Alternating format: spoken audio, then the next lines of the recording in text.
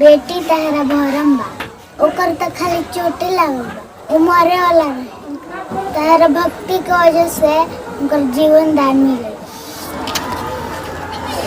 साला पीछे से धक्का मारता सबका पीछे आंख लगा ली 4 आंख लगा ली हम बाप रे बाप बहुत दर्द होता रे दादा आई हूं भाई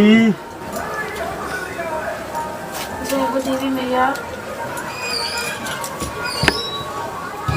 यही से तो हम रोज रोज पूजा करी ना हनु माई कि हमरा घर पे कितना रुआ दया बरसाई ना बताई तो कितना सुंदर हमरा के मरद देले बनी हमर घर परिवार देले बनी हमरा के गोतनी देले बनी हमर घर घर कितना खुशहाल रखले बनी यही से मैं देखी ना रोज बिना पूजा कइले हम ना नु खाई ना हम बड़ी रवा के मानी ना हमरा जितना पूजा उतना में पूजा करी ना रब खूब रवा के हम मानी ना जय हो देवी मैया कैसे कैसे गीतियों याद आवला बार बार भुला जी ना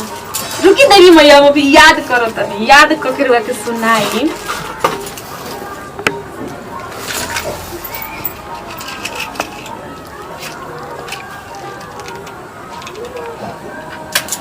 मायरिया कवने करनवा भुलाइलू ना हो भुलाइलू ना सुननी की यही मुहे गइलू मोरा घर आइलू ना सुननी की यही मुहे गइलू मोरा घर आइलू ना जय हो देवी मैया जय हो देवी मैया दया करी मैया दया करी मैया का हो गइल जी हे जा हे धक्का मार देला हो हे नहीं का ये देवी मैया तन चलो ना तनी हाथी गरम करो तो ओए हो दादा जो कितना तो खून लगा गइल बा ओए हो जो ले लो रो में लाग गइल बा हां कस के घा लागल बा ओए हो दादा टूनो फूट गइल बा देवी मैया तो ठीक नहीं कोम तहर रोज पूजा करे ना हमर मरद संगे का कोल बा हम आज के बाद पूजा ना करो हाथ ना तहर पूजे करत है तो हमरा पूजा कइला में का फायदा अरे चलो ना हमर मरद के चोट लाग गइल हाथी पीसता हम ठीक कहत नीनू अब हम पूजा ना करम हाथ ना सोची ना सोरी ना ए तो सोच समझ के पूजा करी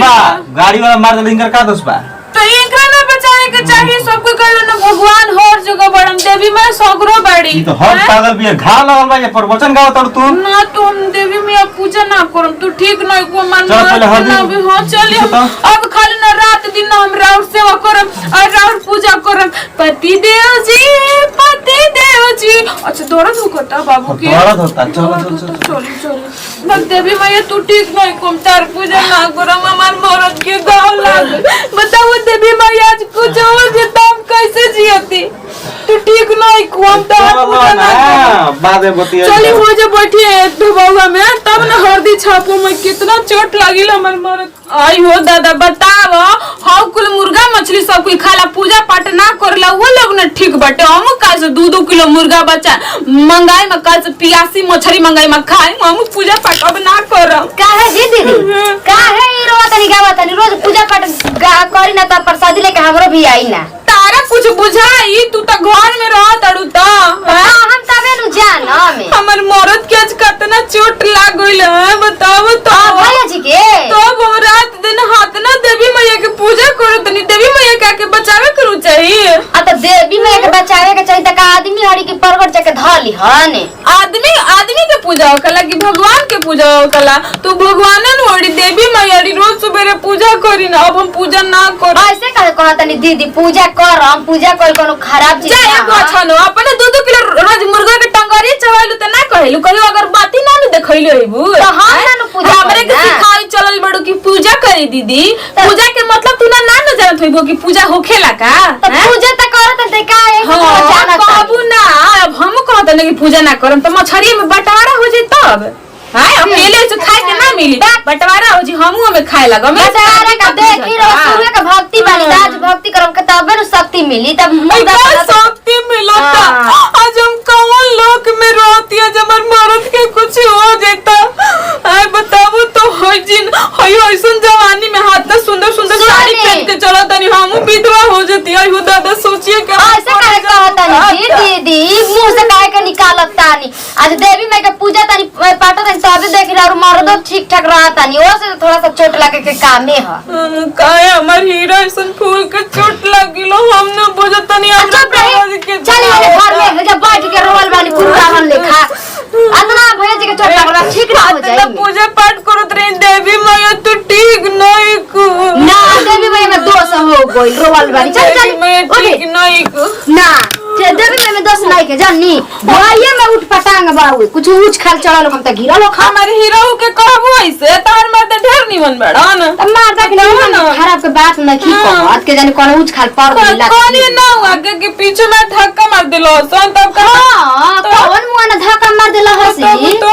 बता तो इले बनी जाओ तनी देखे को हां चल चल देखी चल अयो भाई बड़ी चचरा तेरे दादा यो तो नहीं आवत नहीं है कि का करते बड़बर भर दिन कोई रहती है दादा ई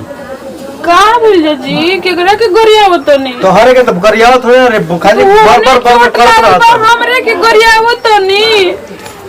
दुखाता न बहुत दुखाता तंदूरी गोड़ा मुराता चचराता ही तो न सब चोट लागल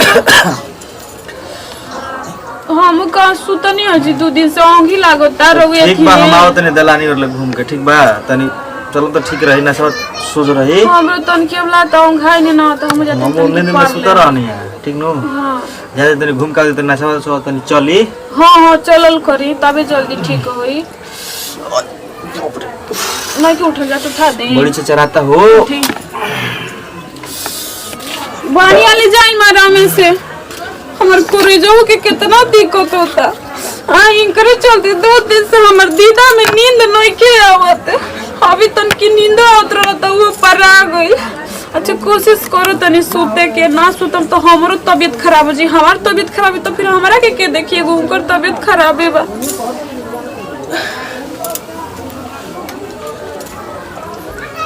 मटिया के सूता तनी बेटी तहरा भरम बा ओकर त खाली चोटे लागल उ मरे वाला रहे तहरा भक्ति के वजह से उनकर जीवन दान मिले देवी माई ये सपना में हम का देखनी हो हम कितना बड़ा पाप करत रहनी हो ना देवी माई हम पूजा पाठ करल ना छोड़म कहाँ बनी जी